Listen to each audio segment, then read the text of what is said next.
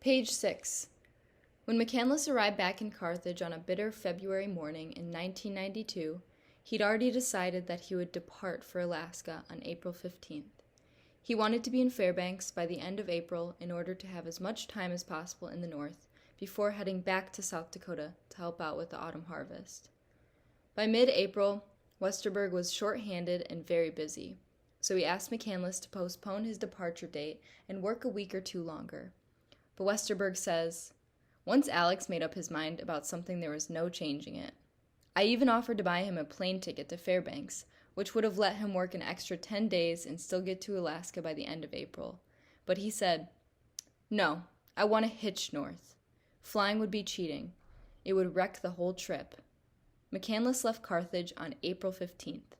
In early May, Westerberg received a postcard of a polar bear, postmarked April 27th. 'Greetings from Fairbanks,' it read. 'This is the last you shall hear from me, Wayne. Arrived here 2 days ago. It was very difficult to catch rides in the Yukon Territory, but I finally got here. Please return all mail I received to the sender. It might be very long before I return south. If this adventure proves fatal and you don't ever hear from me again, I want you to know you're a great man. I now walk into the wild.'" McCandless's last postcard to Westerberg fueled widespread speculation, after his adventure did prove fatal, that he'd intended suicide from the start, that when he walked into the bush alone he had no intention of ever walking out again. But I, for one, am not so sure. In 1977, when I was 23, a year younger than McCandless at the time of his death, I hitched a ride to Alaska on a fishing boat and set off alone into the back country to attempt an ascent of a malevolent stone digit called the Devil's Slum. A towering prong of vertical rock and avalanching ice, ignoring pleas from friends, family, and utter strangers to come to my senses. Simply reaching the foot of the mountain entailed traveling 30 miles up a badly creviced, storm-racked glacier that hadn't seen a human foot in many years. By choice, I had no radio, no way of summoning help, no safety net of any kind. I had several harrowing shaves, but eventually I reached the summit of the Thumb. When I decided to go to Alaska that April, I was an angst-ridden youth who read too much Nietzsche, mistook passion for insight, and functioned according to an obscure, gap-ridden logic. I thought climbing the Devil's Thumb would fix all that was wrong with my life. In the end, it changed almost nothing, of course. I came to appreciate, however, that mountains make poor receptacles for dreams, and I lived to tell my tale. As a young man, I was unlike Chris McCandless in many important respects. Most notably, I lacked his intellect and his altruistic leanings, but I suspect we had a similar intensity, a similar heedlessness, a similar agitation of the soul. The fact that I survived my Alaskan adventure and McCandless did not survive his was largely a matter of chance. Had I died on the Stikine ice cap in 1977, people would have been quick to say of me, as they say of him now, that I had a death wish. 15 years after the event, I now recognize that I suffered from hubris, perhaps, and a monstrous innocence, certainly, but I wasn't suicidal. Page 7. At the time, death was a concept I understood only in the abstract. I didn't yet appreciate its terrible finality, or the havoc it could wreak on those who'd entrusted the deceased with their hearts. I was stirred by the mystery of death. I couldn't resist stealing up to the edge of doom and peering over the brink. The view into the swirling black vortex terrified me, but I caught sight of something elemental in the shadowy glimpse. Some forbidden, fascinating riddle. That's a very different thing from wanting to die. Westerberg heard nothing else from McCandless for the remainder of the spring and summer. Then, last September 13th, he was rolling down an empty ribbon of South Dakota blacktop, leading his harvest crew home to Carthage after wrapping up a 4-month cutting season in northern Montana, when the VHF barked to life. "Wayne!" An anxious voice crackled over the radio from one of the crew's other trucks. "Quick! Turn on your AM and listen to Paul Harvey. He's talking about some kid who starved to death up in Alaska. The police don't know who he is. Sounds a whole lot like Alex. As soon as he got to Carthage, a dispirited Westerberg called the Alaska State Troopers and said that he thought he knew the identity of the hiker. McCandless had never told Westerberg anything about his family, including where they lived, but Westerberg unearthed a W-4 form bearing McCandless's social security number, which led the police to an address in Virginia. A few days after the Paul Harvey broadcast, an Alaskan police sergeant made a phone call to the distant suburbs of the nation's capital, confirming the worst fears of Walt and Billy McCandless, and raining a flood of confusion and grief down upon their world. Walt McCandless, 56, dressed in gray sweatpants and a rayon jacket bearing the logo of the Jet Propulsion Laboratory, is a stocky, bearded man with longish salt and pepper hair combed straight back from a high forehead.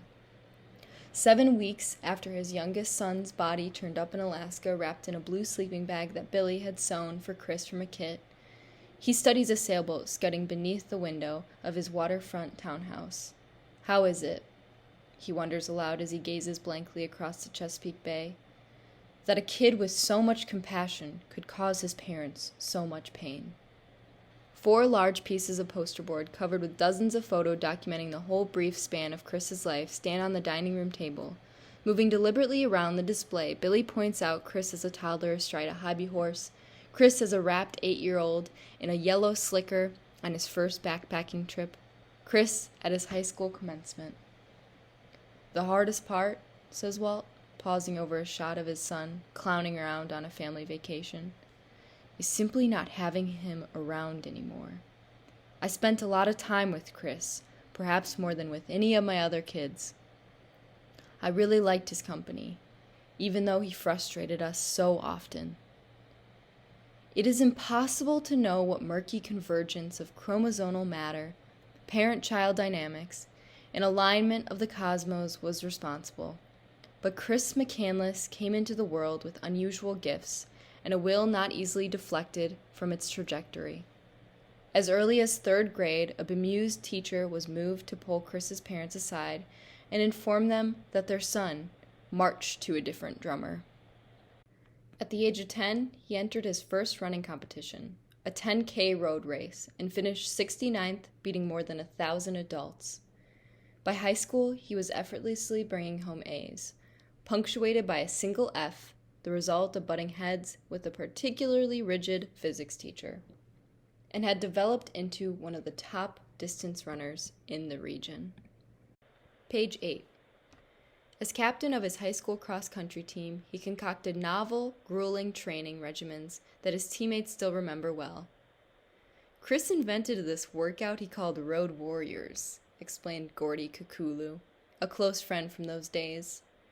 He would lead us on long killer runs, as far and as fast as we could go, down strange roads, through the woods, whatever. The whole idea was to lose our bearings, to push ourselves into unknown territory. Then we'd run at a slightly slower pace until we found a road we recognized, and race home again at full speed. In a certain sense, that's how Chris lived his entire life. McCandless viewed running as an intensely spiritual exercise akin to meditation.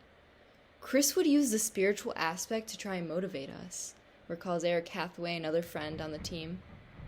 He'd tell us to think about all the evil in the world, all the hatred, and imagine ourselves running against the forces of darkness, the evil wall that was trying to keep us from running our best. He believed doing well was all mental, a simple matter of harnessing whatever energy was available. As impressionable high school kids, we were blown away by that kind of talk. McCandless's musings on good and evil were more than a training technique. He took life's inequities to heart.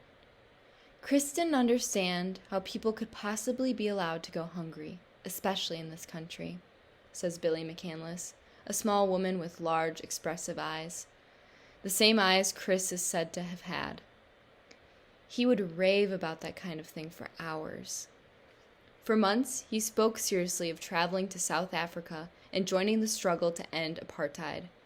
On weekends, when his high school pals were attending keggers and trying to sneak into Georgetown bars, McCandless would wander the seedier quarters of Washington, chatting with pimps and hookers and homeless people, buying them meals, earnestly suggesting ways they might improve their lives.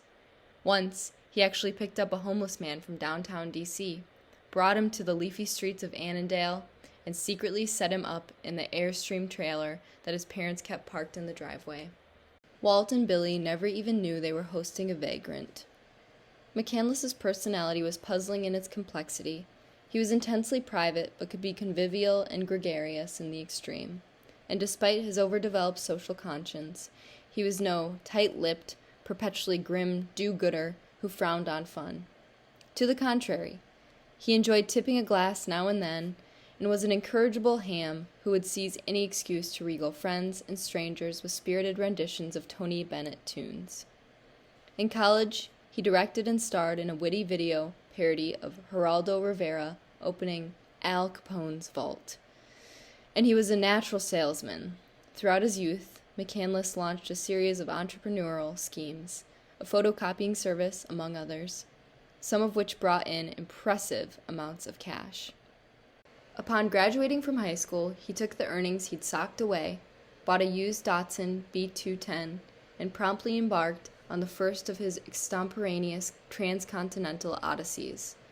For half the summer, he compiled with his parents' insistence that he phone every 3 days, but he didn't check in at all the last couple of weeks and returned just 2 days before he was due at college, sporting torn clothes, a scruffy beard, and tangled hair, and packing a machete and a .30-06 rifle, which he insisted on taking with him to school.